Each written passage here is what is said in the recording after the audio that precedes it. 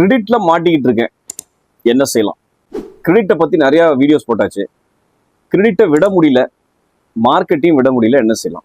இதுதான் இருக்கக்கூடிய விஷயங்கள். கிரெடிட் அவாய்ட் பண்ண வேண்டிய விஷயம். பட் இருந்தாலும் கிரெடிட்டோட வாழணும் அப்படின்னு நிறைய பேர் கேட்கறதுனால இந்த வீடியோ உங்களுக்கு. கிரெடிட் சிஸ்டம் நீங்க இப்போ இருக்கீங்க அப்படின்னா கஸ்டமரை தனித்தனியா பிரிங்க. ஒன்று, 15 நாளோ 30 நாளோ கிரெடிட் கேட்குறாங்க. யார் 15 நாள் 30 நாளில் கொடுக்குறாங்க? Point number 1. பாயிண்ட் நம்பர் 2, 15 நாளோ 30 நாளோ கேட்குறாங்க, ஆனால் அங்கேருந்து ஒரு வாரம் முன்ன பின்ன ஆகுது அப்படிங்கிறது நம்பர் 2. நம்பர் 3, 30 நாள்னு சொல்லுவான், ஆனால் அவன் எப்போ கொடுக்குறானோ அதான் 30 நாள். மூணாவது ஆள் டேஞ்சர். உங்கள் பணம் முழுக்க அங்கே இருக்கும், அதுக்கு நீங்கள் இன்ட்ரெஸ்ட் கட்டிட்டு இருப்பீங்க. முதல்ல மூணாவது லேயர் சொன்ன பார்த்தீங்களா, அதை டெலிட் பண்ணிடுங்க.